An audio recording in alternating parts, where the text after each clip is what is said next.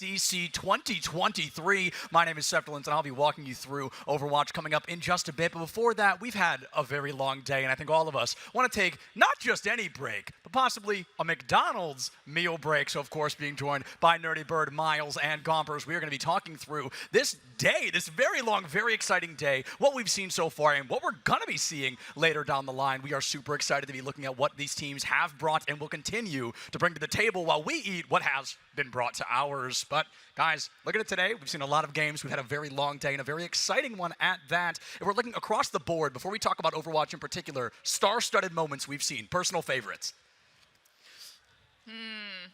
I am going to go with, oh my gosh, I'm so tired. I apologize. Hence the meal break, hence the McDonald's meal break. The last broadcast we saw of Rocket League, when it hit overtime, situation, those are the most nerve-wracking, and I'll be honest, right before, and I'm blanking on the name right now. I apologize. It was Seabass. No, it wasn't Seabass. Indian River? It was one of the Indian River players. Yes. No, it was one of the Arlington players. Samba. Our boy yes. Samba. Okay, so what was happening? I'm in the back. I'm in pit, and I'm watching him like, Samba, there's no backboard defense. Samba, what is going on right now? Samba is like four tires on the ground in the goal. Manages to make a save. There's a rebound shot. Doesn't go in. And then I look away. I look back, and Samba is just beelining it down the field and gets the goal. And I was like, bro, I have no idea how you guys did that. You had like nobody defending your back wall. You still managed to circumvent everything in the midfield and still made it down there. So hats off to you. I still don't fully understand the physics of Rocket League, but that was incredible. And see, same game, different moment. I thought you were talking about the end of that game where it was tied 1-1. It looked like UC Arlington might have been about to make a reverse sweep. Then all of a sudden, a 0-second goal coming from the storied player, the MVP, Seabass, came in swooping to get that 0-second goal. I mean, you can't write this stuff. You literally can't write this stuff. True. You guys caught me at a bad time. That's all right. We can circle back. I can go next. I'm going to talk about something that I think we just saw, but I think it was one of the most impressive things we've seen today. The Carleton reverse sweep of Split. I mean, they really show up the first half, certainly not a half they're looking forward to, but in the end, they're able to win, and I believe in overtime or darn close to it victory. A very impressive performance from Carleton there, and I think one of the highlight moments we've seen so far of a team really fighting out a victory from the jaws of defeat, something that we haven't seen yet. I think we've seen a lot of, in the early games, we're going to be seeing 2-0s, 3-0s, and Carleton, they come out, they put that victory on the board, and I think they make a huge statement with that win as well.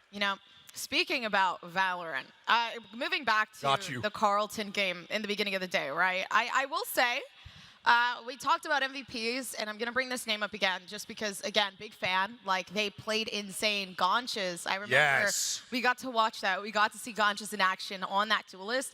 Insane. Even playing on the jet, right? We saw the Rays, and in itself, they were just jumping all over the map. It didn't matter where they were. And then moving towards that jet, you got to see the same exact thing, but this time, you happen to have an updraft and a tailwind. So it's just different util, same person. Yeah, absolutely. So we have seen legends and heroes and stories being broken up today, and I think we are in for a treat jumping into this next one. Not only am I excited because it's my personal favorite game, it's Overwatch, but we're going to be seeing two legends, two titans, behemoth-level teams here going head-to-head. And I can't even say two of the best in the country because one of them's not from it. We've got Boise State versus St. Clair, one of few Canadian teams that have been able to make their way here. And St. Clair, one of the highest, I can't think of the word, one of the highest rewarded Overwatch teams, a team entirely made of freshmen. I mean, this man's out of breath right now. Sorry, I had a thought. I lost it. I want to eat more McDonald's. But the point stands, guys, looking into it, how do you look at this? You see Boise, a very history-based team, a team that has been together for a very long time. You look at the progress and the kind of weight they carry with themselves. A team of full freshmen coming in and going in with a real chance of winning due to their own prowess. How do you kind of gauge that early on? How do you think which way these scales are going to tip? Well, I can tell from like the Bronco perspective because of course I have a very storied history with them. It's how I got my start. I'm a former Bronco as far as the Overwatch team goes, but you look them right in the eye, or you look across the aisle and you see those bright eyes and the bushy tails, and you're just like, I'm going to have that up on my mantle in a little bit, and you're going to walk away crying. That is the mentality you have to have because you need to always go into these games thirsty and hungry to just basically eviscerate and eat the enemy team alive. Of course, Broncos, as well as St. Clair, they are very well-matched teams. They're also good friends. They scrim a lot. Ironically enough, I was down inside the player area where everyone was warming up, and I went to St. Clair, and I have a Bronco hoodie like wrapped around me because I'm cold. It is extremely cold in our back rooms. It is a portal to another dimension back there.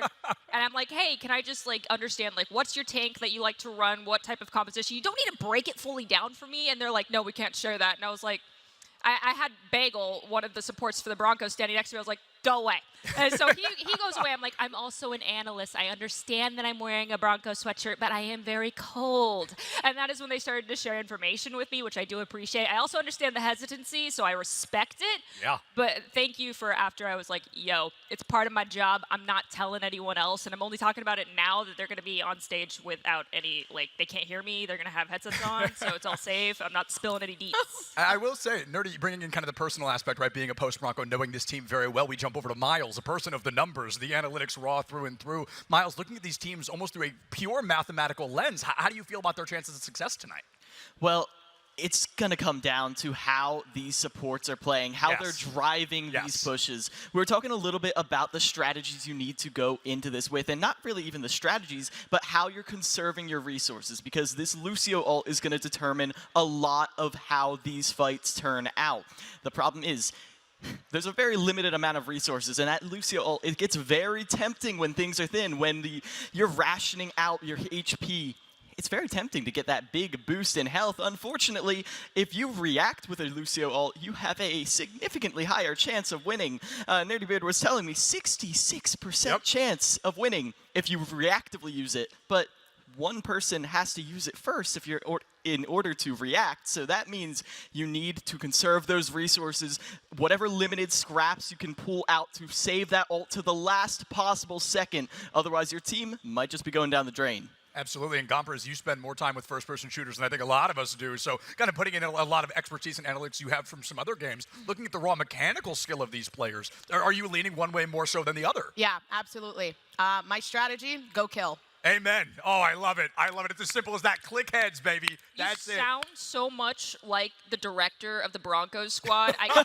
So, you know how they're all asked for advice in these interviews and the players give it? Kel was the one that was interviewed for the Broncos, and I said, I know that you probably heard Doc in your head just now saying, okay, here's what we need to do. We need to win fights and take maps off of them. And I was like, or you probably heard, click heads, get value, don't die. Please think of something else. And he actually shut down. He's like, I know, I need to think of something else. And he gave a thoughtful response of how the team approaches everything. But yeah, you were just the epitome of Doc as an analyst just now, and I'm horrified. Yo, she'd be smiling larger than I've ever seen in my life over there. But before we jump into our sauce predictions, jumping into the rest of this, guys, I do want to ask, I do want to talk about, there's a really interesting circumstance here, and I'm going to fully guess on this, and I'm pretty confident I'm right. I had a talk with a couple of people earlier on the numbers, but if I'm not mistaken, winner of this goes up against Converse Esports. The loser, I believe, may go against Maryville. The #1 seed going into this entire weekend, one of the largest, most acclimated teams ever. I mean, possibly the most recognizable collegiate team. So there's part of this where this could be your life on the line. You lose this, oh, we've got a safety net. Oh, Maryville is our safety net. I think you find yourself in a much more interesting spot. So do you think that level of pressure and that level of anxiety is going to force these guys to play even more so out of their minds? Yes and no. Overwatch at this level is a game of mistakes. Very true. And unfortunately, there are members of the Broncos squad that I know for a fact are extremely guilty of forgetting the mistakes that they make in post-game interviews, so they don't really learn from them. And I think that's something St. Clair can definitely take advantage of, and to avoid having to go up against the behemoth that is Maryville. Yeah, I mean, Maryville comes in very large and in charge. I think even people outside of collegiate Overwatch understand that's Maryville. Like, that is a team that carries so much weight and so much almost like fear within the existence of them. Several pro players, several that dominate the contenders team, or the contenders scene on separate teams. They break apart and they still tear the program apart because each of those 5 can tear an entire team apart by themselves. And I think that's what's scariest. So, Miles, if you're in their shoes and you're thinking our safety net might have a giant hole in it, what do? Well, you've got to buckle down here and now, because if you're spending the entire time playing to not lose, that is not the same as playing to win. Absolutely. You need to go into every fight being, well, you need to know when to cut your losses, but when you can win a fight, you need to. You can't let these little things slip away, because there are a lot of times where you might have an advantage in the beginning of the fight. Hey, maybe you use that Lucio ult reactively, but hey, that's still a 33% chance that the other team is going to win. Yep. Like, even if you have your ideal start to a fight, it is no guarantee that you are going to be winning. So you've got to take every opportunity, every single scrap to drive home this victory. All right, and Gompers, any last notes before we give our saucy predictions here jumping into this series? I want to see a Widowmaker. Oh, let me tell you, Gompers, Boise, my boy Goblin up there, one of the best collegiate Widowmakers I have ever had the chance to see. Okay. So fingers crossed he brings it out. But folks, let's hit our saucy predictions. Gompers, you want to start us off? Sure. I mean, I ate half the sauces already, but I'll pick one out. I'll go real quick, because I've got this spicy buffalo. Okay. Because not only is this going to be a hot match, these are two teams that know each other, but this is going to linger. We're going to taste this heat in our mouth all night, because this is going to be a hot one. Okay, I got mine. I'm thinking honey, because it adds natural sweetness. And I think this game is going to be a banger if I see a Widowmaker. So. All right, I'm actually changing things up, because I typically go with the spicy buffalo, and I love me some good spicy gameplay, but I'm going with the sweet and sour on this one, because as much as I hate to admit it, when you are on the receiving end of one of your own mistakes, and you know you messed up and you die for it, or your team loses a fight for it, it's a very bittersweet moment. And so both of these teams have the opportunity to either walk away and avoid the death trap that is Maryville, or to end up there. And so it's going to be a very, very kind of walking a tight line between where you want to be versus where you currently are. Absolutely. And to wrap us up, like Gompers, from one end of the desk to the other, I think I am going to go with honey as well, because it's enjoyable, it's sweet, it's something we love to eat. And let me tell you, honey, I think we're in for a treat. I think this is going to be a banger series. These are two of my favorite teams. I've had the opportunity to cast them several times throughout this season, and I know that both these teams want this victory like they want their next breath. They are both up there gunning for that trophy. Yeah, they are. I'm sorry, my mouth is full. I've got apple pie. That's all right. That's all right. We've got some food to eat here, and you guys have some teams to get introduced to, so let's see how they look walking out on stage.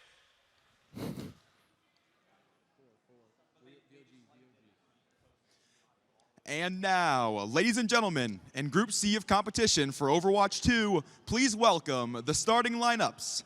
As the 3 seed, please welcome Boise State University, Clair, Matt Merck, Plato, Chosen, Bagel.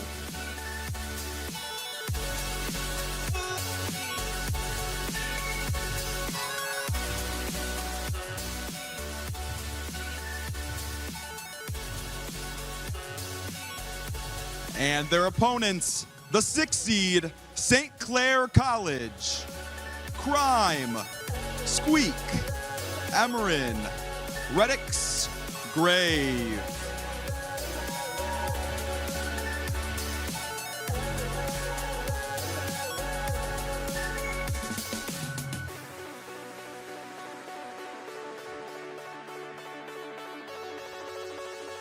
Now, welcome to the stage to facilitate the pre-match showdown, your host, Paulie Hype. Woo! Yeah. Let's go. All right, finally, it's time for a little Overwatch 2 action, and we got to revitalize this building. If you're in here competing or hanging out, let's make some noise. Let's go. Let's go. I love it. My man. Woo! All right, we're waking back up. Coming up next, we have some Overwatch 2. We have the 3 seed in Boise taking on the 6 seed in St. Clair. Please, team reps, come on up to the front. Doc, you're not a team rep. We talked, all right, Doc's here. Here we go, Doc. Final words here for St. Clair Saints. You'll be going against them right now to start off our Overwatch 2 action. We love the Saints. We get to scrim against them a lot. These teams know each other really well. Both will bring the tricky today. And how about this cool place? What a great way to put this to bed for the year. All right, St. Clair, over to you now before we go against Boise. I'm really excited to play in this game. A lot of friends on the other team, a lot of people I love playing with and I have played with in the past. I'm really excited. It's my first LAN, first time being on stage. Really cool. Very excited. Well, Doc told me before the match that he doesn't like you, so I'll just start the match. Start the match. All right, I'm just kidding. Here we go. We've got 3-seed Boise taking on the 6-seed in St. Clair Saints. Good luck for both teams. Here we go. Action underway. Nice handshake. All right, here we go. Overwatch 2 action starts right now. Casters, over to you. Thank you, Polly, as we say aloha, friends, as we welcome you inside of the booth. Clutch Key here alongside Dividing, and it's a 6 versus 3 seeded matchup, but it kind of really doesn't feel like that if you go to the Oka rankings, kind of headed by my friend myself, Dividing here, but it's a 6 versus 10 if you look at the Overwatch collegiate rankings right now. Number 6, Boise State and the Broncos.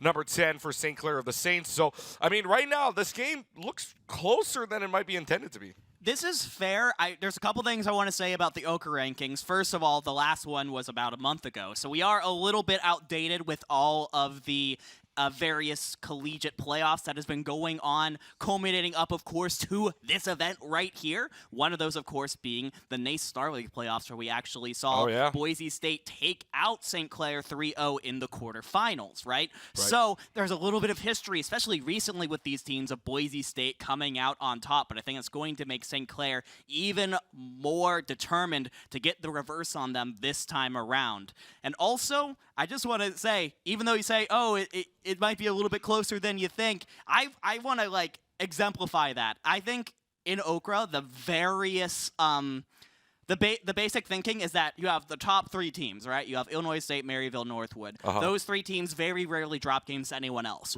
4 and below can literally lose to any other member of the top 20. So everyone has lost to a team below them on the rankings at some point, and that is what we are going to continue to see here today. I know we're probably going to be seeing a lot of ISU, a lot of Maryville tomorrow, but moving forward into what we have in front of us, this really is a toss-up series between Boise State and St. Clair. I'm really looking forward to seeing what they come out with. Well, Nerdy Bird on the desk right now had a little bit of herself themselves a spicy prediction. So I love the stage selfie going on. Stage selfie with the Canada flag on the back draped over. Love it.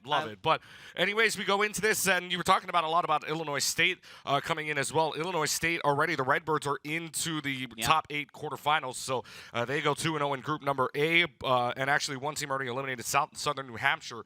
So Southern New Hampshire already out and about. So we'll talk about more of the groups later on, but first and foremost, we got to go right into the game, and this is going to be Lijiang Tower to start us off. Old faithful, if you will, very old standard. I love this map so much. It's such a great starter for these series, because it really lets teams play what is most comfortable to them at that point in time. We're going to be starting off today on Control Center, which is the most closed in of the 3. That's why we see both Squeak and Clair lock in those Ramatras. Since Ramatra has been in the game, he seems to have taken over Ryan's spot as a de facto close range tank. Those pummels in Nemesis form are so lethal. But it looks like we are going to be seeing a slight change up when it comes to the support lineups. Brave is running the Kiriko, Chosen on the Baptiste. That's the only difference between these 2 teams. Well, only one difference, but they're going to rush right in simultaneously. The Maywalls are going to keep them there on either side. Immortality Field having to be used very early on from Chosen. So they're just going to go ahead and try to stop right in, but instead it's the Saints that try to go marching into the first point as they already get Clear out of the way. Radix does go down, and actually this might be a turnaround here because Chosen gets rid of Crime. A 2-to-1 trade ain't bad, especially if you just lose a tank, and so Boise State's going to bring this right back around, and it's the Broncos that are going to get first shot at the point. And when you're running these Symmetra-based compositions, it really is just all about keeping that Symmetra alive as long as humanly possible. Once you have that beam charged up on enemy players or on shields, you are outputting tons and tons of damage, but you are fairly fragile. Plato already 90% of the way to the Photon Barrier is going to be doing a great job of bisecting the point here. Well, they're going to try to see if they can get down the middle now. But back into the server room, nothing really doing except if you got the speed boost from the Lucio. So Redix is going to help them right in. Photon Projector out to try to split the team in half of damage, and that's exactly what's going to happen. The only ultimate that needed to be used there for Boise State is Plato's Photon Projector. St. Clair with no answers. I love that you pointed that out because that is fundamental Overwatch right there. They knew what they wanted to play. They knew what ultimate they wanted to commit into it, and after they had committed, they used the Lucio speed boost and overwhelmed the Saints in order to make sure that they're going to have 4 ults, the Broncos, going into this next fight. Clair, Matmerk, Chosen, and Bagel are up. St. Clair, though, coming up on 4 ults of their own. This one might be a little bit messy. So from Overwatch, maybe Cuberwatch comes into play. Maybe, just maybe, Photon Projector plus a Blizzard out for St. Clair and the Annihilation out at the same time. 4 ultimates being used here by St. Clair. They are throwing everything at the kitchen window, or kitchen sink, I should say, but nothing, just everything out the window yet. Redix holds on to the sound barrier. Yeah, that's actually a really great defensive tool. I was going to say this was a pretty heavy investment here for St. Clair. It was 3 ults for the price of 2 on the other side, but because Redix held on to the beat, it means that the Saints now have a defensive tool to use for Matmerk's Blizzard coming up right now. So really great stuff. Great patience from the Lucio player on the Saints to make sure that they still have that for this next fight. Well, they're going to have the only sound barrier, like you were saying, sound barrier, but Blizzard is going to come out first. So the question is, when does Redix want to use that sound barrier? The answer is going to be before Bagel sound barrier. So Bagel now and the rest of Boise State have the opportunity to go right in with their sound barrier, with the rest of the team following up on damage, as Bagel and Plato find 2 simultaneously onto Squeak and to Crime. And their crime scene is a lot of St. Clair bodies falling down as Boise State flips it back. 71% and counting now for Boise State. Means that you're probably looking at last fight territory here, and St. Clair are looking worse for wear when it comes to ultimates in this next fight. They're coming up on their Blizzard, which is really good, especially because Bagel was forced to use the beat in the last fight. So if that can freeze up a couple members from the side of Boise State, St. Clair will be in business. They're going to try to charge right in here from the server room. Blizzard is out. This is going to be final fight territory right now unless St. Clair can flip this right around. They've already used the Blizzard. They're going to try to flip it. They're almost there. Squeak is able to go into the Nemesis form and take care of Chosen, which is big. That's a huge healer down, and they're able to flip it back. It's a 3-2 trade in favor of the Saints of St. Clair College, and we are not done yet. Oh, man, exactly. It's just what I was talking about at the very beginning, Keegan. The Symmetra-based composition. Sometimes at Symmetra, the laser beam just gets fired up, and there's nothing that can stop you. That is 3 final blows, at least, I saw from Crime in that last fight alone. However, they are going to have to win at least 1, maybe 2 more fights if they want to take this control center match. And final blows mean everything, especially going towards an ultimate situation like this. You're down to pretty much almost final fight territory, and now you're going to have the Annihilation from Squeak here in what could be St. Clair's push to the finish line, and they get the Annihilation kill, gets rid of the Immortality field. Chosen does go down. That's a huge pick for them. Same thing for Clair, as the Annihilation is still up, and that force has made it back all the way up. And in fact, Matmerk is going to go down as well, so they either have to back off for a quick fight, or this is going to turn really bad for Boise. Yeah, 15 seconds left for the Saints. Oh, sorry, yeah. 15 seconds left for Boise, in order to be able to recontest onto this one. If they can get a touch onto the point, it might take Bagel doing so. They're actually going to use the Symmetra teleporter to get a little bit closer. But can they touch? Is the question. There is a touch. There is a touch. It's going to go into the overtime phase. You're going to use the sound barrier up. Redix is the first one to use the sound barrier. Bagel uses it, but it's going to be to no avail. Emmer and Crime find you kills onto Bagel and Matmerk. And now it's just going to be who can step on the point last for Boise State. The stagger fight needs to happen now. It's going to be Crime just going right across the playing field. Redix finds a kill onto Plato that should clear the point. And the Saints are going to start us off with the very first map on Control Center, but my oh my, 100-99. As close as it possibly could be here, Clutch Key. St. Clair looking strong, representing Canada to start this off. Like I said, take the seedings that we said at the beginning, throw them out the window. This is a 50-50 shot. In my eyes, this is a 1 seed versus a 1 seed right now. Either of these teams could make a deep run in the top 8 bracket. Well, it's 8:30 local time right now, which means it's prime time, so why not put out the toss-up game in prime time? Why Absolutely. not? Why not? Absolutely. And one of these teams right now, both of these teams right now, 1-0 inside of their group. St. Clair beating Bethel, Boise beating Houston. So one of these teams is going to tomorrow for the quarterfinals. We're gonna see them in the top 8 tomorrow if there's a winner here.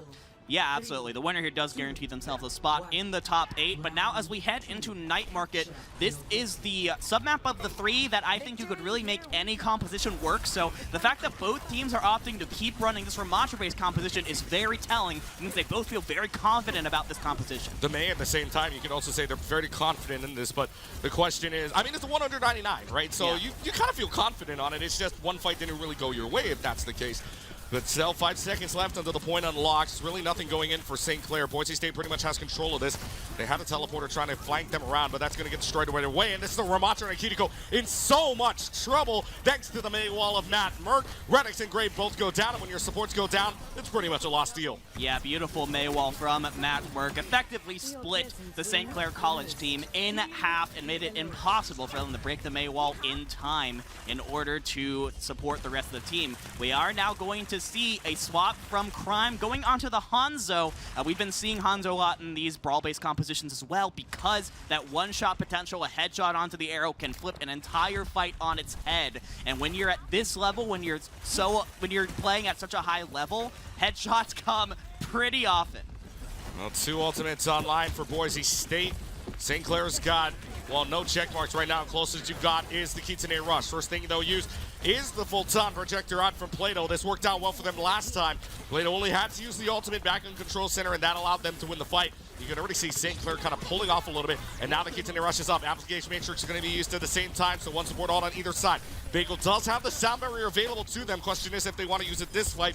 Redix also coming up on one of theirs. Blizzard's going to be used immediately right away.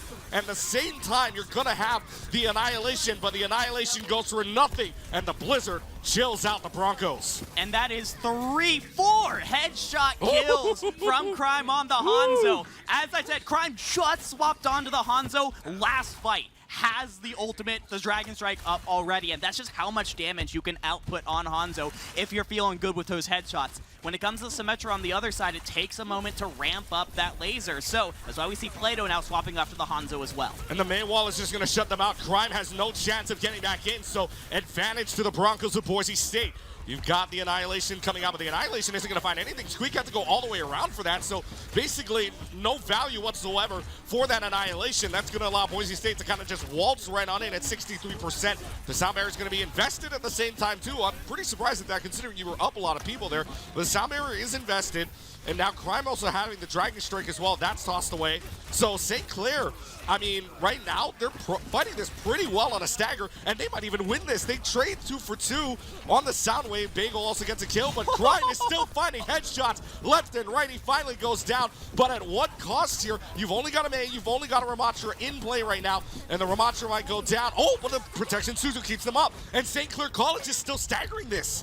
I mean, St. Clair are doing a fantastic job. This fight should have been lost about 10-15 seconds ago. They've turned what was looking like maybe 30% into now actually taking the lead in percentage because they've been staggering for so long, keeping themselves alive with the passive form from Ramattra. Grave using the Immortality Fields extremely well. It is finally flipped, but now St. Clair is in a much better position overall, especially with Emran coming up on that Blizzard in just a moment. Bagel on the other side is about 15% away from the beat. Are you going to be able to build that last little bit in time before the Blizzard comes through? Because the Immortality Field by itself from Chosen, I don't think will be enough. Look, but the other thing as well, Squeak can also come up with an Annihilation here with about 20% left to go.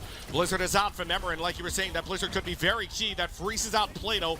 And now it's going to be the application matrix used by Chosen, but it might go all for naught here. They do use the sound barrier. Bagel is able to find a kill onto Emran, so it's a 5v4. Now Squeak is risen out, and Matt Merck's able to find the headshot kill with the Icicle. Overtime clock is run out here as they are just trying to bleed this clock away, and they might be able to. Nemesis form for Clear takes down Redix. That's both of the supports down, and there ain't no chance for the Saints to try to make an entrance, and we're headed to round 3.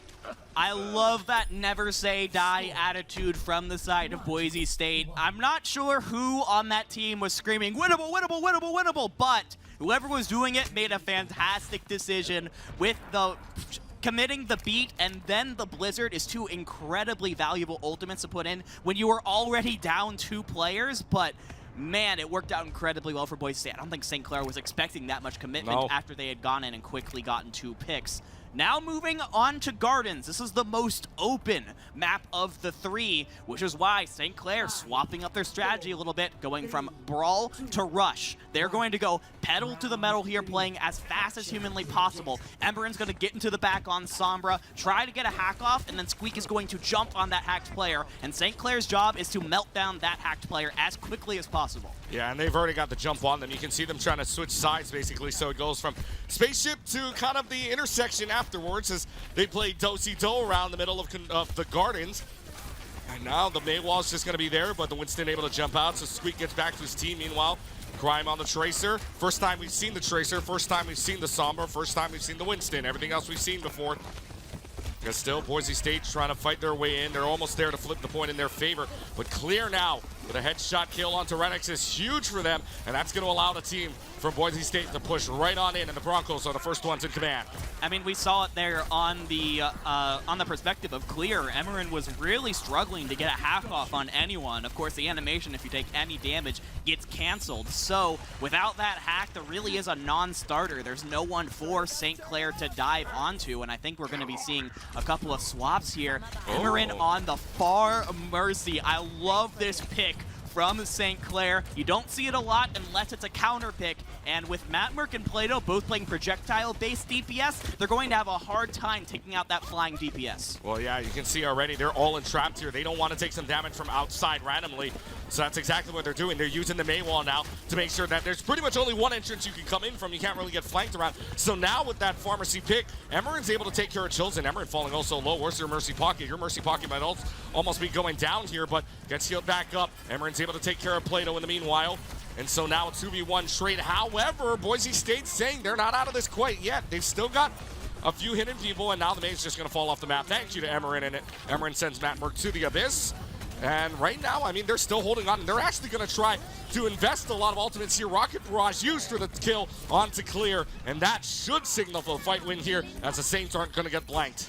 Yeah, they're not going to get blanked, but I think that fight kind of exemplified a problem that we have a little bit with the composition of St. Clair, and that's that they really struggle with point presence. It felt like they had that fight won for a while, but because they're playing Pharah, they're playing Tracer, they're playing characters that like to play up above and on the side, and they don't want to get right up in your face, in this case, right on the point. So Boise State were able to hold on to that, I think, a lot longer than they should have, but now they're swapping onto their own rush comp with Sombra Tracer.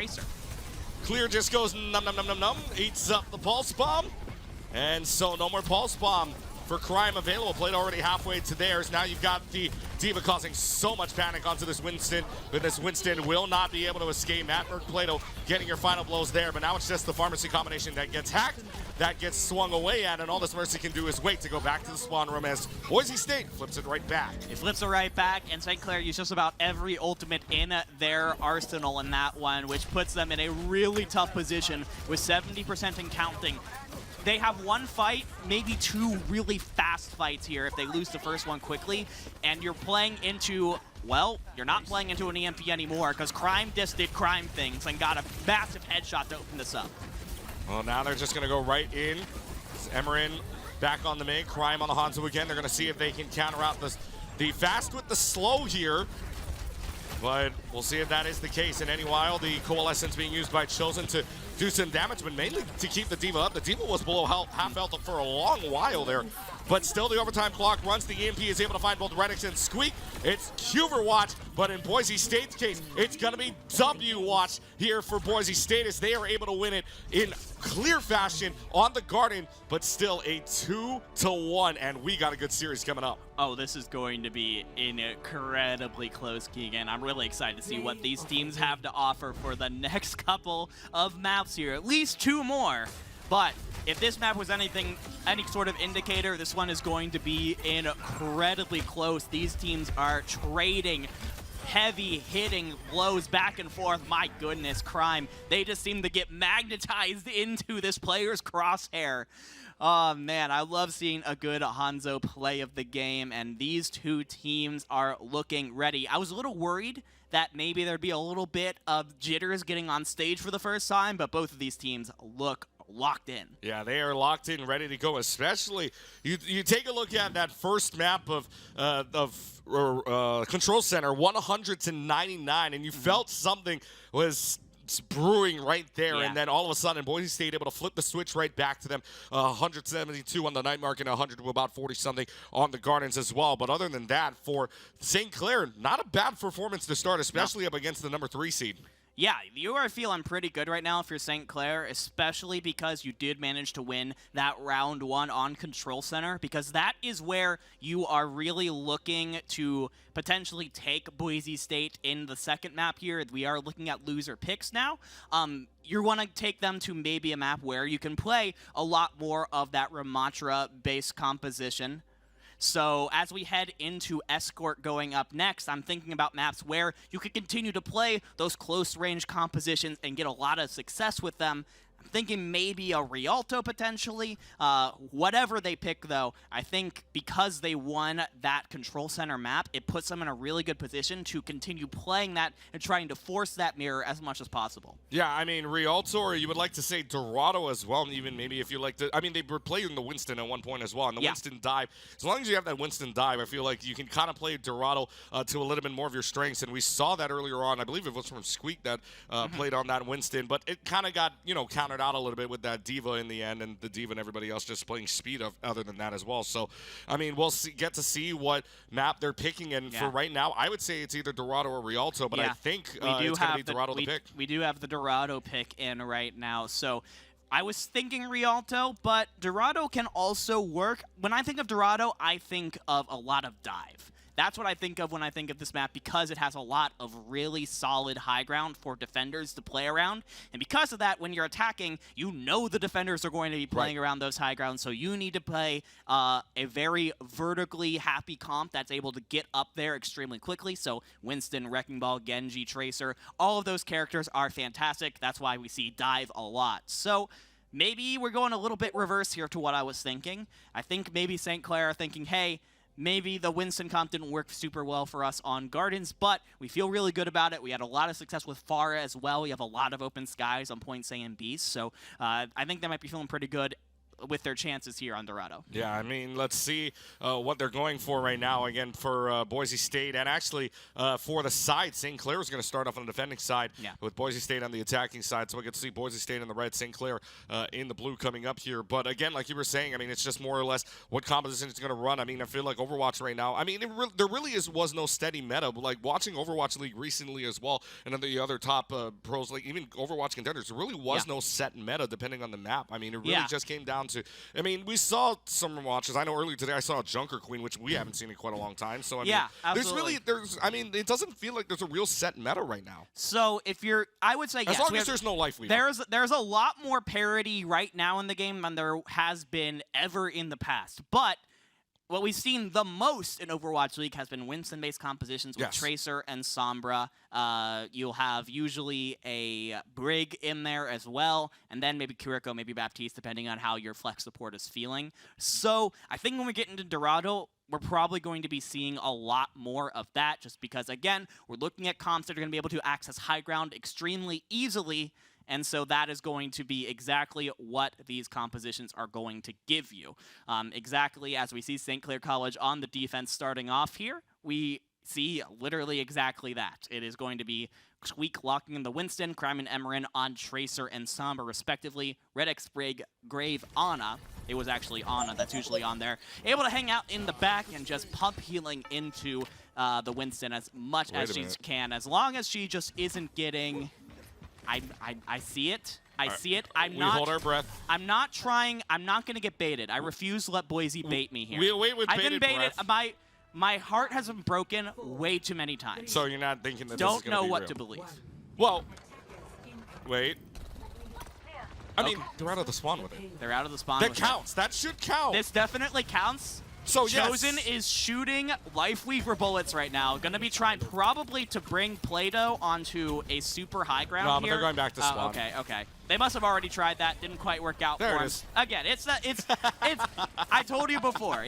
We're not seeing Life Lever today unless it's going to be like some weird gimmick that you try on the start of a map. And Boise tried something, didn't quite work out. Goes right back over to the meta. I know Nerdy Bird, behind the scenes, Nerdy Bird was talking to us about this. Whenever you play Life Weaver, it's pretty much a done deal that you're going to lose the game. But so they switch off of that. I mean, Boise State played it maybe to kind of troll around a little bit, but still they're able to find picks.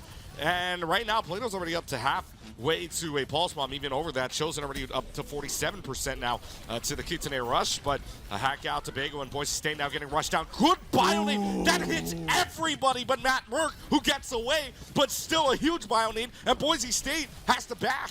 Grave, literally from the grave, puts a massive purple onto Boise State in order to win that fight for St. Clair College. For those of you watching who don't know, that anti-nade means that once you see the purple health bars, those characters are no longer getting any healing. It is free damage, free kills for St. Clair College, all thanks to Graves' well-placed anti-nade there, already 83% of the way to a nano boost. Actually, St. Clair across the board are coming up to their ultimates in this next fight. So the Saints have a lot of check marks to use coming up in just a moment. Boise State at the same time, too, they're going to have a Kitsune Rush this next fight. So see, they decide to use it. Natmark also 20% away from the EMP. So this is going to be a lot of ultimates here, especially with that payload in a very precarious position underneath of the bridge.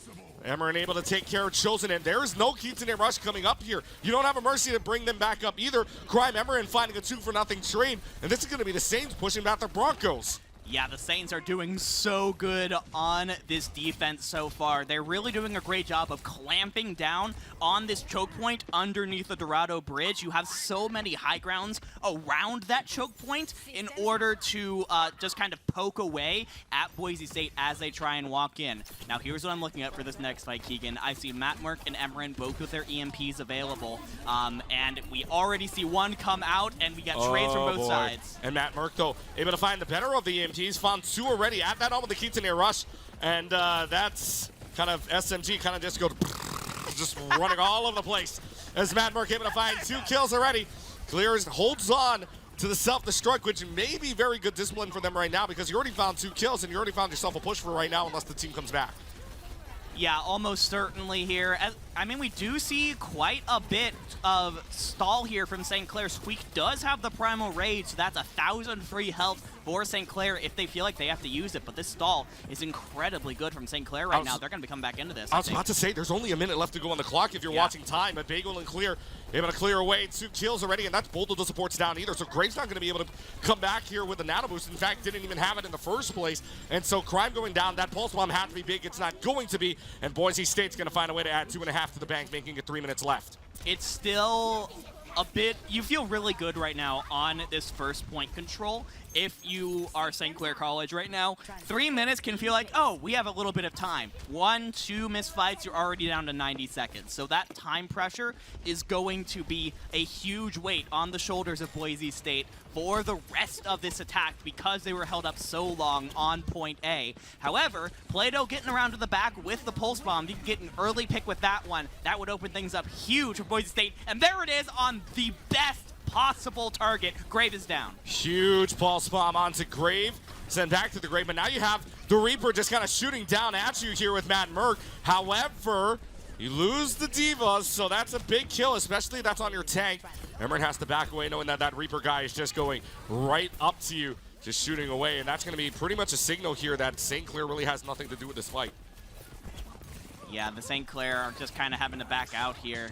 Yeah, Crime can't even get away. That's actually a really huge stagger coming out from the side of Boise State. It means the St. Clair are going to have to wait just a little bit longer before they can engage as the full 5. But once they do have a nice little combo here. They can use the EMP when it comes to this one. And then when Red X has the rally available, you're going to be able to get everyone their armor. Well, the EMP gets 3, and Bagel goes down because of the EMP, thanks to the help from it. So now it's going to be a 5-on-4 situation in favor of the Saints out of St. Clair. Boss bomb available while Crime's aiming there onto the Tracer, pretty much almost killing him in one clip. But still down to 90 seconds on the clock as the payload approaches the final corner. Death Blossom is indeed up. Kitsune rushes out, so they could pretty much Death Laser this away if they really wanted to. Pulse bomb, nom nom nom nom nom. Clair able to eat that one up. There goes Crime out of the way as well. So Crime Hayes versus Crime. And right now, chosen out of it as well, down to a 4v4 situation. Boise State with 4 check marks. They use 2. They're going to use the Death Blossom. They're going to use the Sound Barrier at the same time. Boise State with man advantage. There's the stick onto the onto the Ana, excuse me. And that's going to be Grave and Squeak being cleared out. Boise State's able to add another 90 to the bank. Yeah, after they get through here, a really great indicator of just how good that point B offense was there from Boise State. When they started, they had about 3 minutes when they got to the first checkpoint. Getting to the second checkpoint, about 2 minutes 30. They only lost about 30 seconds here. And now I'm really interested to see Clair moving on to the Zarya now. You were talking about time on the bank. Yeah. 38 seconds when they got the first point. Yeah. And then the second point, they only had 56 seconds. So it seems like Boise wants to play the last-minute game, if you will. Yeah, absolutely. Again, I want to bring up this Zarya. We don't see Zarya almost at all in the current Overwatch meta. Yeah. She really doesn't have much of a place other than being kind of a damage dealer. I'm kind of expecting Matmerk to be frontlining a lot with getting a lot of bubbles and really trying to boost up that Zarya beam.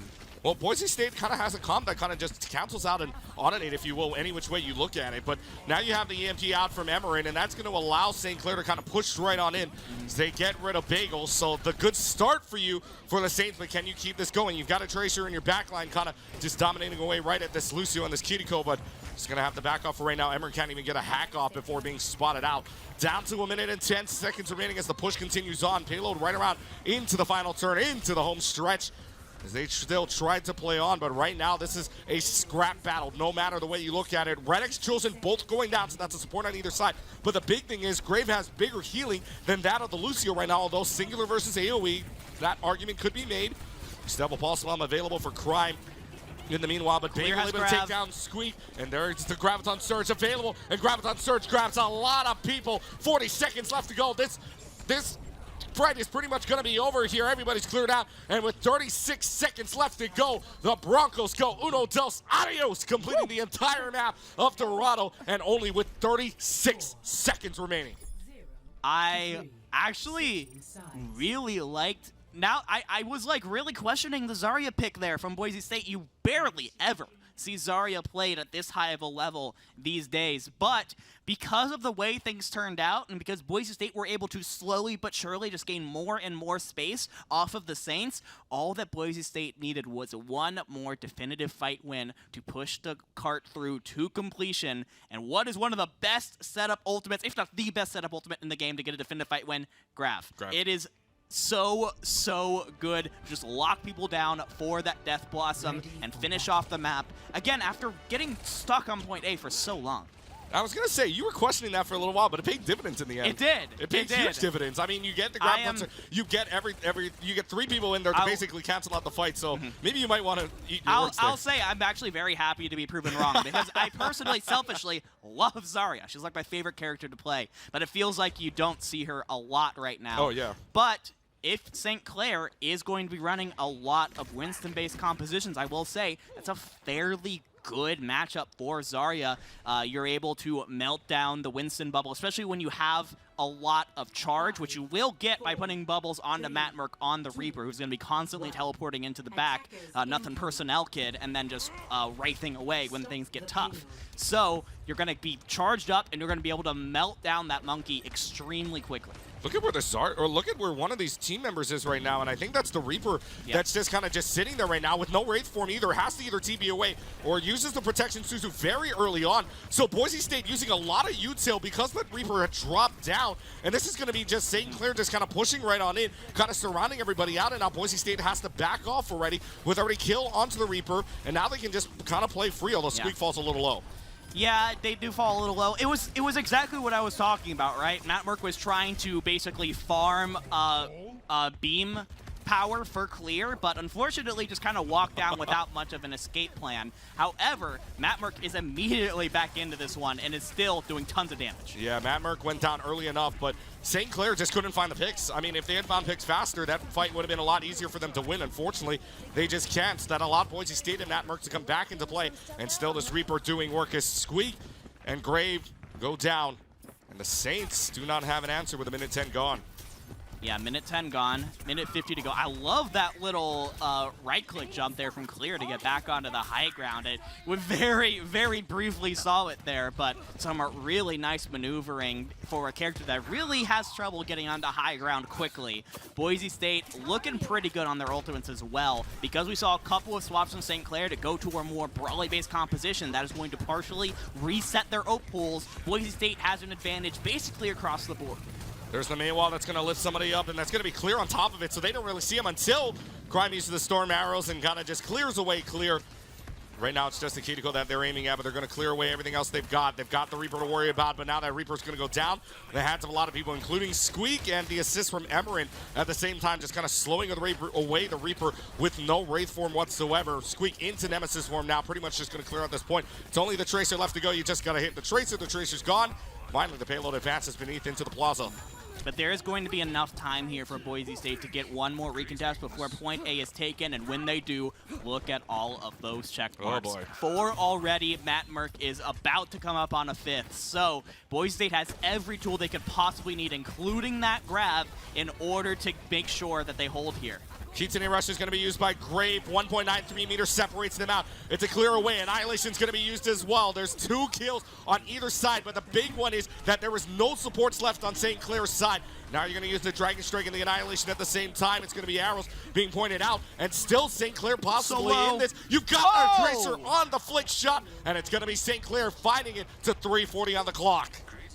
Oh my goodness, Crime had less than 10 health left, but managed to stay alive and deliver the killing blow. That was a 9 ult fight. Everyone except Chosen let go of their ultimates in that one. Overwatch, ladies and gentlemen. Yeah, it was absolutely Overwatch, and sometimes the just press Q strategy works out quite well, as did it for St. Clair. However, now going into this next fight where Chosen has the Kitsune Rush and there's nothing on the other side to counter it, Matt Merck is basically going to be a machine gun with these shotguns.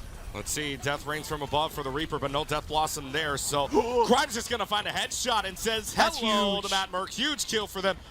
Let the heads roll when Crime is out. Right now, they've already got 2 kills, making a second.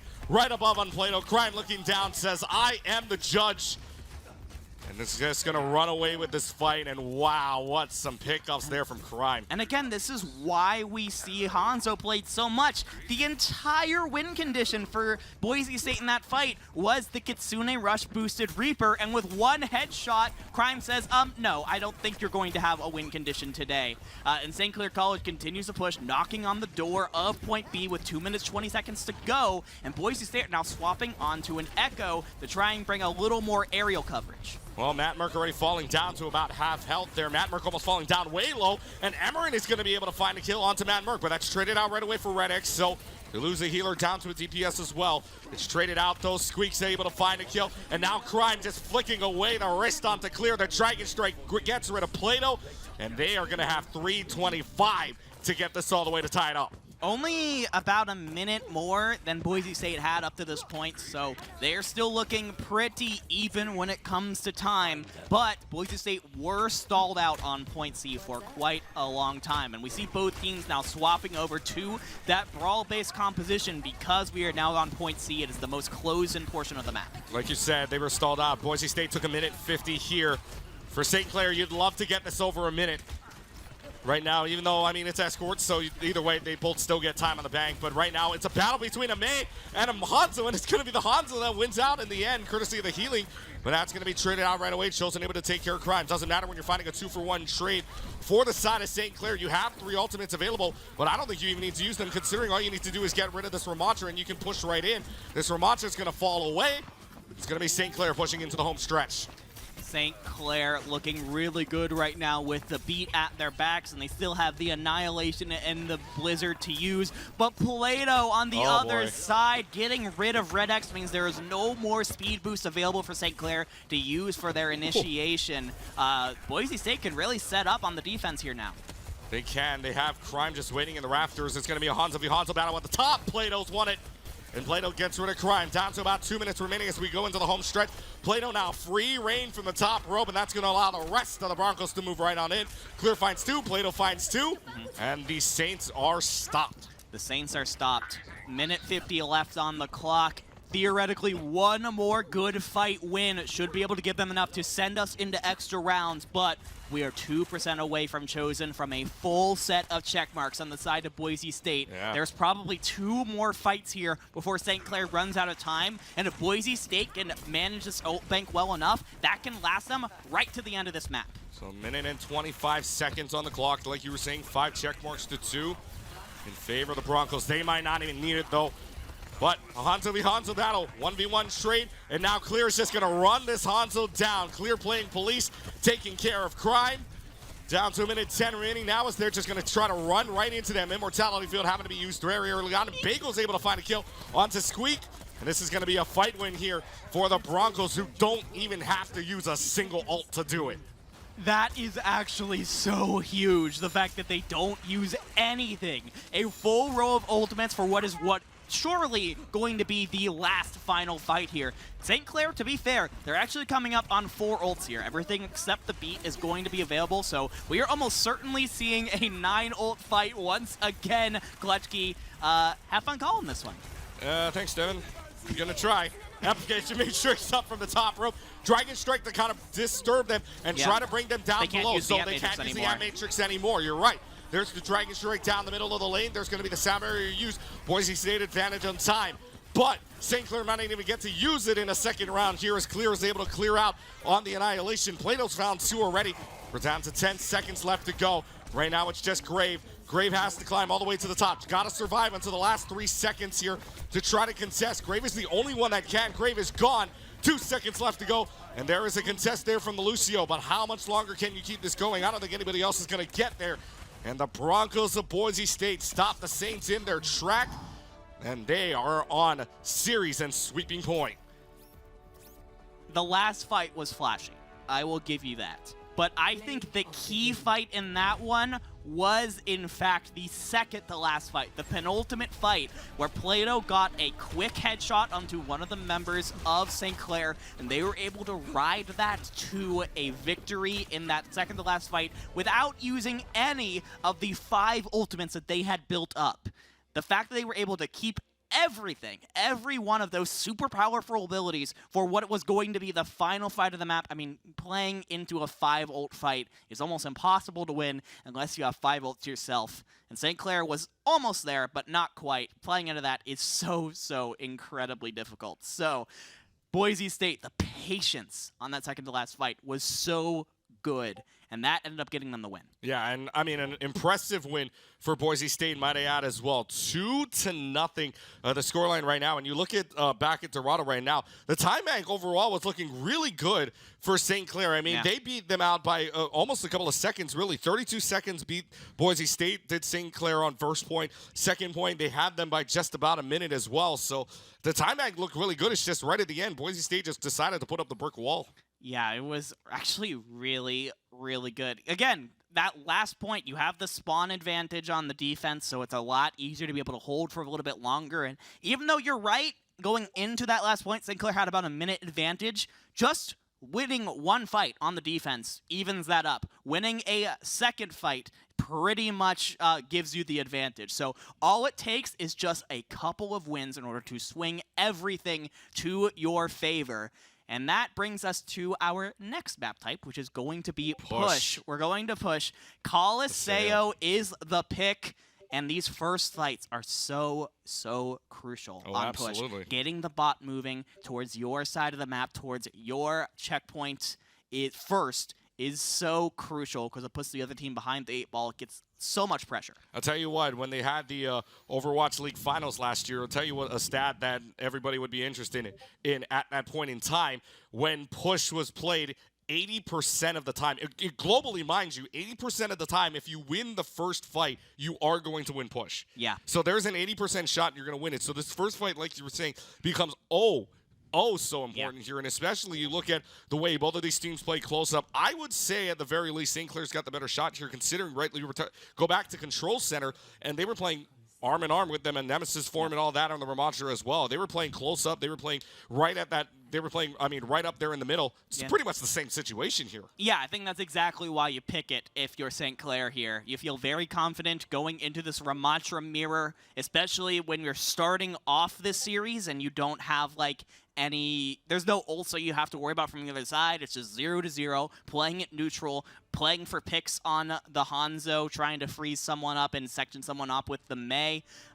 St. Clair feels very good about their ability to play that mirror in particular. So if they're able to win that first fight, win that second fight, just keep snowballing those ultimates, keep it rolling, keep the bot moving, a map win could very easily be in their future. Could very well be in their future. The question is for the Saints, can they keep this going? Because they need to play perfect through the rest of the way as we get set to go. Doors were unlocked. The first fight here. The Broncos could be very well bringing the broom out of the closet and taking themselves to the quarterfinals tomorrow.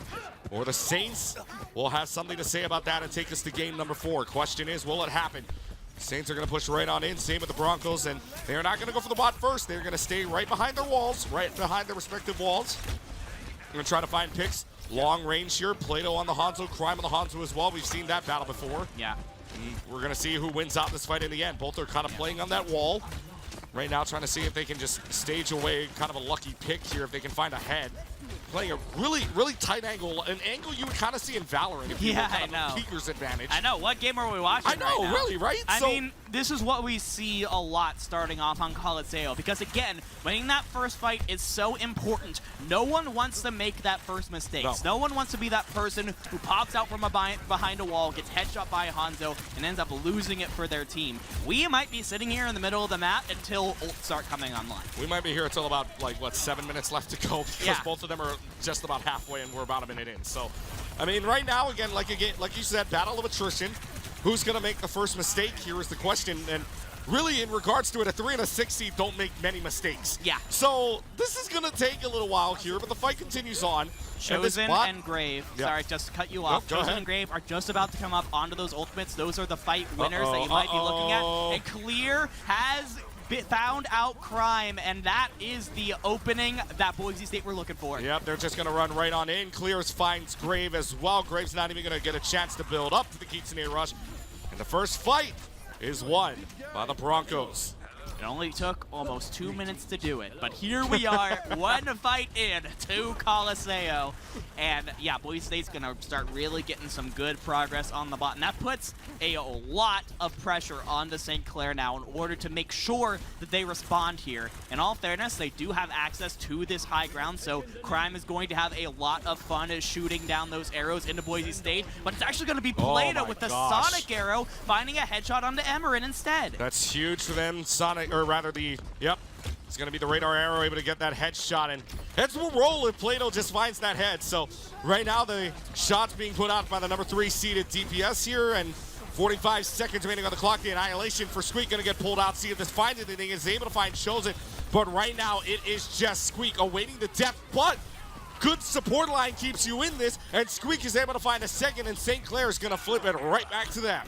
That is exactly what you wanted to see if you are a St. Clair fan. You cannot lose the first 2 fights in a row. Even if you have to use the Annihilation, even if you have to use the Kitsune Rush, make sure you get some solid point progress on your side before the other team unlocks their forward spawns. Both teams coming into this next one with 3 ultimates.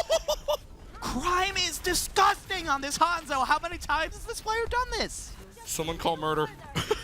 Crime is going off. Gets the headshot onto the main, which forces back the Broncos. And well, the good news is Madmark didn't die with an ultimate, so that's not a bad thing at all. They're going to use the sound barrier very early on for St. Clair. So Redix is out of it. They're going to use the Dragon Strike, the Blizzard out at the same time. So both of the DPS ults are now gone. You've got Crime, you've got Redix going down, but 3 ultimates, and Plato and Clair are still cleaning up house here. 47 meters down against 39 meters, though the Broncos will keep the lead. Yeah, and now that they have control of the bot again, you're now in a situation where we get into a really interesting point in Overwatch where it's always been objective-based, trying to get the point, the cart, as far along as you can. Boise State now in the winning position. More meterage is obviously great, but if they keep it where it is right now, they're going to win the map. They only get a meter out of that before Plato decides, okay, let's jump right up. And just jumps right into the rest of the team, dies. And that's going to be punishable because St. Clair now is just going to start to run them over. 3 picks already, and there's just no chance. Unless Plato is able to find a way to come back all the way from spawn and kind of get some headshots, there's no chance. And yep, St. Clair's got it right back. Yeah, but Boise State coming back into this one with 4 ultimates, everything except for the Amplification Matrix is coming up on this one. And St. Clair, they're probably going to have the Annihilation, but I mean, Clair's going to have one on the other side as well. So I think Boise State has a huge advantage in this next fight. So 7 meters now actually making the difference. Annihilation is going to be pulled out. Blizzard, though, for Matt Merck is able to find both of the supports, freeze the way they will go. And right now, the 2-to-1 man advantage means that, well, it's going to be advantage for the Broncos, and 7 meters makes the difference. It's back and forth with the Broncos back in command. 7 meters make the difference. It is close, but again, the only thing that is important right now is the fact that the blue number is bigger than the red number. Yes. When 4 minutes and 50 seconds go by, that is going to be the only thing that matters here, Keegan. And Boise State are doing a great job of protecting their lead, as small as it is. All they have to do is not lose 2 fights in a row. And in fact, they have an opportunity to extend their lead here if this Annihilation gets value. They could use the Dragon Strike right here. They are trapped inside of this alleyway, but Matt Merck finds the body shot on the Icicles onto Crime. So 53 meters. You're talking about not losing 2 fights in a row. 5-4 man advantage for Boise State. They could win 2 in a row right here if they play their cards right. Keaton Aresh is going to try to give them the advantage here. So the Saints are going to try to push right up against Clair. Clair has to back away. Application Matrix used at the same time. Clair's just going to use the Annihilation. Squeak does not have that. And now Clair's going to use the Annihilation best at their advantage. They find 2 kills. 2 fights in a row for the first time, and Boise State's going to be able to get the checkpoint. Yeah, forward spawn's almost certainly going to be captured here for the side of Boise State, and there is actually going to be more contesting going on from the side of St. Clair, but at the end of the day, all it means is they're getting staggered out, and St. Clair is going to have to wait even longer before they can come back as a full 6. Now with only 3 minutes, 40 seconds on the clock, and the bot firmly in St. Clair's side of the field, there's a lot of pressure on the Saints to win this next fight with the Blizzard and the Beat in order to start getting some momentum their way. Can you believe that it took 6 minutes and 14 seconds to finally get our first checkpoint? No, it does. This game is just going back and forth, though. I mean, it's this is just a typical Coliseo game here. Typical Coliseo, typical good collegiate game, if you will. Yeah. They've already got the Blizzard being pulled out from Emeren. Immortality Field having to be used very early on there, but still 68 meters to 43 meters right now. The Sound Bear is going to be pulled out as soon as the Blizzard comes out as well. That's going to cancel out each other. Squeak uses the Annihilation, but to no avail. Squeak finds 0 with it, not a nilch, nothing with the Annihilation, and this is going to be a fight win here for Boise State as they are able to find picks on what is basically a dry fight for Boise State, and they're going to get control of the robot right back. Beautifully done from the side of Boise State. Again, the bend but not break strategy is so valuable here. They gave space to St. Clair to make sure that they could take the fight in the middle of the map where their front line would be able to take control. And they're able to win that fight without using either of their support ults. Chosen and Bagel are still looking good in this fight. And Redx just used the Beat on the other side. And using that ult and still losing is a killer blow here for St. Clair. The big thing, 2 support ultimates to nothing right now for Boise State. Advantage to them. However, I say that, and they still are able to find picks in a 3-2 situation, making a 4-2 man. Kills for St. Clair. The Saints are able to find a way to win a fight, but with 2-minute warning happening right now, I mean, they got to make up a difference of about 20 or 35 meters here. Yeah, at the end of the day, getting this fight win is good. I don't want to take that away from the Saints, but if they want to win this map and keep this going into a map 4, they're going to have to win, I want to say, 3 fights in a row. And if they just keep trading back and forth, they're just going to keep doing that for another minute 40 seconds till Boise State has the 3-0 victory. Something has to change starting now. Something's got to give here if St. Clair wants to win this one out, but Plato getting a headshot into Emeren will help themselves out. It's got to be a quick fight here. You've already lost 1, so St. Clair either has to make the decision to kind of try to win this fight now or never. Squeak's got to be the MVP with the Annihilation. When the Annihilation runs out, it's already 2 kills from Boise State compared to 1 on St. Clair because of the Annihilation. Right now, Matt Merck getting 2 kills already, down to a minute 15 left to go. So that Annihilation and the Kids in the Rush go for nothing. It goes for absolutely nothing for the side of St. Clair, and they're looking barren when it comes to their ultimates. They have the Blizzard, and that's great, but Matt Merck has a Blizzard on the other side, so those two are likely going to sort of cancel each other out. The big advantage that St. Clair has here is their beat from Redix coming up in 15 seconds, but they're going to go ultra aggressive with this. But the Immortality Field keeps them up, but it's still not going to be enough, though. Bagel, Plato, Matt Merck finding kills. It is 2 kills already for Boise State, but they're going to allow the bot to advance before backing up. But still, St. Clair in dire straits with 35 remaining. Here we go. Boise State can smell the top 8 bracket ahead of them. All they have to do is keep what looks like a monumental lead, 100 meters to 43 for these next 20 meters. And again, yes, this is perfect. They go back. They want to take the fight in the center of the map once again because they feel very confident where things are very close. But a headshot from Chime is going to force Boise State back even more and delay them from taking this final fight. But 5 seconds left on the clock. No more room for error for St. Clair. It is win or back to the losers bracket. And the thing they know, too, is that they have to stay on the robot the entire time if they want to try to win this out. Dragon Strike being used. Emery, though, on the Junkrat. Shout out to our friend Septilence out on the desk right now. Loving the Junkrat pick here from Emery, and is able to find a pick. And Redix, though, 2-to-1 trade still in favor of St. Clair. 43 meters to 102, but right now this Reinhardt pick working out for them. This Romantic kind of stuck inside of the Siren, but in Nemesis form, forces out the sound barrier. It's going to force out the Annihilation at the same time. You gotta stay on the cart. Gotta stay on the robot, and they don't. If that's it, Boise State brings out the brooms and finds themselves in the quarterfinals going into day number 2. Beautifully done from Boise State, able to sustain through that fight even when it was looking incredibly close. It was looking incredibly close for the first like 6 or so minutes in that fight, but Boise State finally got the couple of fights in a row that they needed to pull away, and that's what happens with push. When you're in a situation where it's like 100 meters to 40 like we saw back then, it takes such a monumental comeback effort at the very end in order to give themselves the win, and St. Clair tried. They definitely tried to put it together, but they just couldn't quite do it. It's a 3-0 victory for the Broncos, but I gotta say, St. Clair did a great job in that game. They kept themselves in it throughout. When they go down to the losers bracket for their Groups Deciders match, they do have a chance to get to the top 8 after this one, and I think, honestly, with what we saw today, there's a really good shot we'll be seeing them there. Yeah, St. Clair still has a chance. I mean, you still have Boise State moving on into the quarterfinals coming up in day number 2. This was the winners round, though, so St. Clair, again, getting the chance to play down in the decider match. They will go against the Cougars out of Houston, so it'll be Bethel actually being eliminated out of play right now, so we now know that there's only 3 left to go. So, I mean, St. Clair's got to play another game to try to move on, but meanwhile, we have Pauly with one of the Broncos that are going to move on into the playoffs. Pauly, it's off to you. Absolutely. I am here with Boise State's Bagel. They just dominated. They played an amazing matchup against St. Clair. Bagel, please just take us through a little bit of that match in your mind and what the team did to win. So we love St. Clair. We scrim all the time. They're amazing players, and we knew that they were going to come out really strong on this. The Ram took us a bit by surprise, but I feel like we went back and forth in this rock, paper, scissors. We found something that we were able to run with and just kept going with it, and it worked out. Yeah, well done. Bagel, you were at last year's CECC. What's your favorite takeaway so far from this stage, this event here in Arlington? I gotta say, I love these angles. You get the player cams. I get to, look up there. Maybe someone's looking, maybe someone's not. Give a little kiss. It makes me happy. I love this event center. I'm loving this event.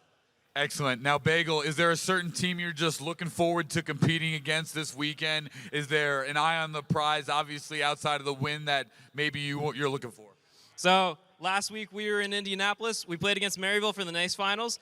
Hopefully we get that rematch. Maybe we do, maybe we don't, but that's what we're looking forward to. Hopefully we can make it happen. From Boise State to the CECC, Bagel's a refined man out here. I love this. Well, congratulations, Bagel. Good luck to Boise State, one of the crowd favorite teams. Let's go head back over to the desk now for more Collegiate Esports Commissioners Cup. Thank you so much, Paulie. That was an absolute amazing series coming out from Boise. I was talking about it at the beginning. They looked good going in, they looked great during, and they look amazing after. This team has been dominant through and through. I think, like Paulie mentioned, one of the fan favorites, one of the statistical favorites as well. But even the best teams have those bumpy road moments, and I know during the series we had a bit of a discussion on both sides, both St. Clair and Boise. There were some ultimates that we found to be questionable, and questionable itself has a negative connotation. Some of them worked out very well, like some we're going to address, but others, not so much. And Miles, I know you and I had a pretty in-depth conversation about how that one ultimate overextension can really go a long way against or for you. Yeah, overcommitting, good or bad. It needs to be a last resort tool. We've been talking about this a lot. If you play safe, if you're only playing optimally, you're not ready for that sudden surge of aggression, so you've got to be prepared. You need to know the exact circumstance. We saw a lot of scenarios like that. There was that scenario on Lijiang where it felt like the fight was lost, and then all of a sudden everything was committed. Are they going to waste everything? There was one point in Lijiang where they did, and then they didn't. It went back and forth. And then second point on Dorado is another key example for me. That was about to go down, then all of a sudden we just see every ult come out from Boise. They push all the way through. Are they going to win? Are they going to lose? They end up winning, but how did they make that work? That's what we were debating this entire time, Seth. Absolutely, Miles, and I think you bring up such an interesting point. We've all played competitively, but only one of us has played full collegiate, an undefeated collegiate team in their prime. and Nerdy, we can sit here on the desk and discuss so much about, oh, you should have ulted then, you should have ulted here, but when you're in the heat of the moment, you've got teammates in your ears, the enemy trying to take you down as fast as they can. When do you know when to use that ultimate? Okay, so there's a couple of things you can use to gauge the heat of the moment on whether or not you need to be ulting. One, are you about to die and are you a support and there was a call for you to use your ultimate? If it's a little bit too early and you're about to die, nonetheless, you use it. Like if it's on a Nano, we actually saw a Nano get cast, but it didn't complete the animation, and so unfortunately the Nano was burned. But that was probably an instance where there was a play that was called, like, we're going to look for this and then we're going to actually drop the Nano coming out from St. Clair. Unfortunately, it didn't work out. The other situation is you've planned it, and so yeah, it seems like it's going to be an overcommit of ultimates, which is, you know, we dropped 3 ults. But in the 6v6 times, 3 ults didn't seem like that big of a deal. Now it kind of does, but really it's alternating 3 ults and 2 ults. The other caveat is what's known as coining an ultimate, and that is, so we ult first, enemy team ult second, no one's dead yet, you're in a neutral fight situation still. So you have to pay that extra penny to put yourself above the enemy team. That's your second ultimate you're paying. Now let's say both teams have dropped 2 ultimates, someone dies on one side, that means that team has to commit a third ult just to neutralize the fight, or they could accept the loss and move on. However, coining an ultimate also works early on. You die early, you call to your team, I'm dead, you're down 1, use an ult. And that is something both these teams actually did very well in these instances. Yeah, absolutely. And Nerdy, it's really fascinating as well because we get to share a really cool moment on the desk during Lijiang Tower where we saw Bagel drop what I thought was an incredibly questionable beat. And your competitive prowess really shined through in that moment. You said, just wait 1 second. And it was that beat alone, that one Boise, an insanely important fight that ended up going on to win them the map. How do you think they were able to make such a decisive decision? I mean, Bagel dropped a beat when Bagel and Matt Merck were less than 10 HP on the board. How do you think they knew it was time to go? There is something that is kind of preached in our program, that is having a difference between faith in your teammates and trust in your teammates. Absolutely. You trust Bagel to do everything in his power to keep his team alive. But Matt Merck had faith in Bagel to keep him alive. There was no questioning it. He knew that beat was going to connect, and it wasn't going to be an Ajax in front of hundreds of people live and thousands of people online, because that just is one of the worst feelings as a Lucio player that you could possibly have. And honestly, that was a moment of it, but also you got to throw out there, like, Bagel, rank 32 on Lucio, you got to trust when the beat is dropped, it's intentional. And Miles Gompers, I'm pretty sure both of you saw earlier, especially on that last map of Coliseo, Miles, you immediately caught on to it, but Gompers, when you saw that extra beat drop before anything really happened, there was no one meeting. Miles is like chomping at the bit right now, but I got to feed this one to Gompers. When you saw that beat drop, were you kind of like, what just happened? I mean, kind of. Pretty much so. Necessarily during, I guess more of my opinion stands on the fact that, you know, that first lead came in the first game. I feel like Boise from the start had such a strong beginning, and bringing it up into that last map, I mean, it was, again, the last couple of seconds that really solidified them. Yeah, and, well, even though it was that strong lead, there were little mistakes here or there. Like, absolutely. Like, we have to say, like, it's not just a mistake coming out that lost Mount St. Clair this match. Boise capitalized on every single one. They didn't give up a single inch when they knew they had to go a mile further in this tournament. Yes. And Miles, I think you bring up such a fascinating point because it was that giving an inch and trying desperately to fight back for that mile on the side of St. Clair. But the first thing Nerdy said at the beginning of this series was, it is a game of mistakes. At this caliber, it comes to the opportunity where you find yourselves winning or losing off of things that felt so minuscule. The micro play makes the difference. And there were some macro errors there, especially on that push map where we saw a beat drop outside of a fight. Not something we see particularly often that I do think ended up costing St. Clair a lot of momentum, and push is 100% momentum based. So that gave Boise the win they needed in a 3-0 victory. But moving further into the series, I think Boise did a really good job of controlling the speed and controlling the momentum. I don't think they're going to be able to do that against teams they're not as familiar with. They mentioned scrimming St. Clair. They mentioned going into this. So going into any competitive setting, how do you control the speed of the game? How do you make it possible to make sure they're playing at your tempo and you don't have to change for theirs? One of the things that we've always been taught back home is you want to set the play style yourself, and how you do that is you take fights in unexpected places, and when the team is unprepared, shout out to Doc Haskell, it's one of his keys to the game, as corny as it sounds. But on top of that is committing with your team on what the plan is how you really take control of a tempo and grab the horse by the reins. One thing that I say jokingly offhand, but really does come true in a lot of cases, is one player going in alone and dying, well, that's feeding. But two of my teammates going in together and dying, that's strategy. And that is you taking strategy to make sure you are setting the pace for the fight. Yeah, we fed first, but guess what? I took all these cooldowns. They used 2 ultimates. Now it's a 3v5, but you've got 2 huge ults, so go in. And I think we saw a cool moment about that. Sorry, just 1 second, Miles. Where Crime on Lijiang Tower was on Hanzo. Most of the team is dead. Jumps in, drops 4, and then goes down to the 5th person. So it's like, I'm going to go in. I'm going to feed out of my mind for a second. But if it works, it's going to be the coolest thing you have ever seen. And to Crime's credit, one of the coolest things I think we've seen so far today. Jumps into a fully lost fight and levels the playing field before going down. That was the chance St. Clair had on that second point of Lijiang. Yeah, and that's what I meant when I said overcommitting is a powerful tool, but it is a last resort tool. We saw it used when maybe it shouldn't have been, but overall, they knew when to overcommit when it mattered the most. And when you overcommit and you win the fight, then that's just committing, baby. That's strategy.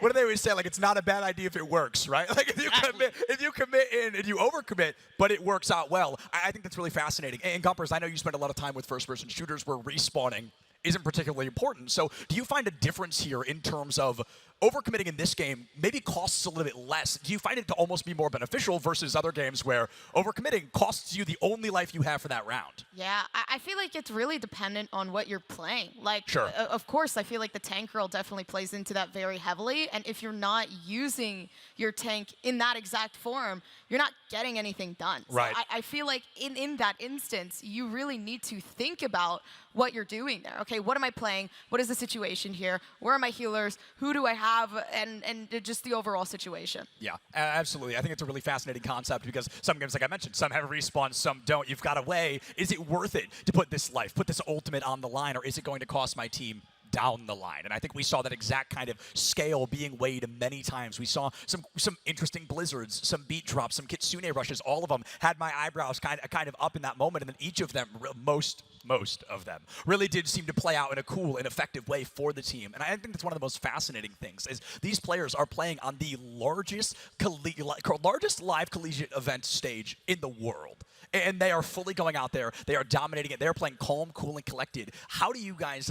I don't know. How do you guys think they're able to do that? I feel like I would crack under pressure, but they're sitting out there dropping some of the coolest highlights we've ever seen in front of thousands of people. They're psychopaths. All right, you know what? I'll take that answer. I think that's a very valid answer. And I will say, this is familiarity also. You That's called true. out how these teams are scrimming again and again and again. This is, at the end of the day, it's familiar. It's a walk through a familiar ballpark. They're not going to have this for the rest of the tournament. Mount St. Clair, they might meet them in grand finals, but Maryville has something else to say. Maryville is not going to let that happen easy. Yeah, so Miles, looking into that situation, it's going to be fascinating, right? We talked about the lifeline of you need to win this, or it is Maryville waiting in the wings for you, one of the highest ranked teams in the world. I am talking outside of collegiate. This is one of the largest and most impressive teams we have ever seen touch the Overwatch scape of time. I'm talking inside collegiate, outside collegiate, anything in between. These 5 players have been dominant in every tournament I've had the opportunity to see them in so far. So going into a circumstance like that, Nerdy, what does preparation look like? Because this team is beatable. We have seen Maryville bleed, but it is kind of that expectation and that weight of just the legacy they carry.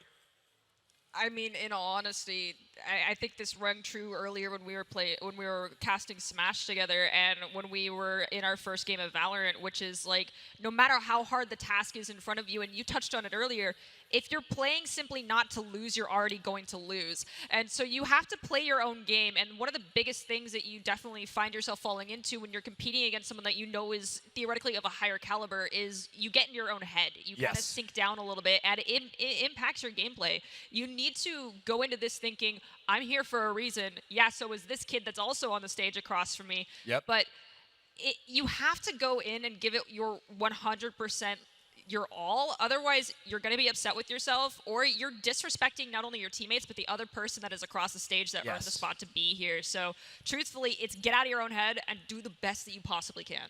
Yeah, and I think you bring up a really fascinating point there, Nerdy, due to the fact that we talked about, during the break or during the game, rather, when the 4 of us were just kind of chatting, we talked about how both these teams came in with so much to prove, with so much to fight for. St. Clair being the only Canadian team making it in the Overwatch bracket. Boise really desperately fighting for that first place. I've seen Boise come in second, come in third, come in fourth in a lot of tournaments lately, and they've been so close to that first so many times, and I think we're seeing it in their play style tonight, in their play style this weekend. This is a team that has watched every second of every second place finish they have ever had, and they are trying to change any and everything they can, because I know Boise has the potential to be that first place team. They just need to find those broken pieces, and we've been praising them a lot for it, but I know Boise likes criticism. I know they like to improve and like to change, so I feel like we kind of talk about St. Clair in the ultimates we've seen. Were there any moments from Boise, albeit the bagel beat, which we did discuss, the famous bagel beat, were there any moments there, and Nerdy, and perhaps Miles and Gompers as well, where you thought maybe Boise was sweating a little bit, starting to slip a little bit? One of Matt Mercadante's many Reaper ultimates that found nothing and didn't even zone. It really do be like that. Now, if you ask him about it, he's going to completely forget they ever happened. There was a moment on Lijiang where there was a stall happening, and there was a very heavy commit by Boise, and all of a sudden you see a lot of ults being stockpiled by Boise. They don't want to spend anything, but this stall is going on and on and on, and I could see the gears turning. Do they commit everything and win this fight outright, or do they give up this percentage and take the long game? Because the long game is what they were building for. At the end of the day, they ended up winning that fight, but it was not a done deal. Right. Absolutely. Gompers, was there any moments in there where you saw Boise of starting to... I mean, Boise played, I think, very well across the board, but there's definitely moments where even the highest begin to slip down the mountain. See, that's a hard one, because I actually really enjoyed the gameplay. Even in moments that you would consider that they were sweating, I thought that they were doing quite well, in my opinion, and brought it back very, very flawlessly. I really liked seeing the Ramantra down in that first map. I think that, again, like I talked about, that solidified everything for them. Being able to see the aggression, bringing back to your point, okay, well, what are we looking at here? What is over-aggression really starting to look like, and is that appropriate? I think it was in that moment, and especially on control, you need to have that power, and then moving forward, it kind of solidified that third map for them. Okay, I'm comfortable doing this. Now I'm in my safe zone. I'm just going to keep doing it. Yeah, absolutely. And I think another thing we saw from Boise that is a personal favorite of mine that we see about this team a lot is they can play, I think, maybe any character in the game. I think everybody except Bagel, who was on Lucio the entire time, which is a very intelligent pick. I'm not harping on that. But I think just about everybody else played at least 3 characters. We saw completely across the board the rotations, the meta changes, the team adaptations. That is not something we see from teams of a lower caliber. Boise is showing what that high tier of play is, and St. Clair, got to give them credit for it, went blow for blow with Boise every single time. You're going to swap, so are we. Oh, you're swapping again? So are we. And they continued to meet that punch every time. And I've got to say, Boise walking into mirror matchup after mirror matchup, into surprise mirror matchup, and into a random Ramantra halfway down the line, they seem to come out on top of every single fight. And I think that is a really difficult thing to do, but it goes to show the prowess that this team can bring to the table. I mean, I can't argue with you there, but one of the swaps that made me particularly happy, and if you've been in the collegiate Overwatch space for a very long time, back in 2018, 2019, it was the year that kind of broke the game and gave us the worst / most beloved meta of GOATs, and I have since committed over 5,000 hours into D.Va across multiple platforms, console, PC. But there was a D.Va eat on an ult that, had it landed, it would have been bad. It would have been extremely bad. And honestly, Clair made the swap, went D.Va. The first fight he's involved in, you hear the pulse bomb voice line, and it's eaten. Yeah, absolutely. And we had a very hilarious moment as well. We watched the D.Va eat Nerdy on the desk without us being mic'd up, goes, nom, nom, nom, nom. And then seconds later, Clutch Key, Keegan, one of the casters, goes, nom, nom, nom, nom. There's this beautiful caster synergy between the two of them. But guys, we have seen a lot of great players in that matchup today.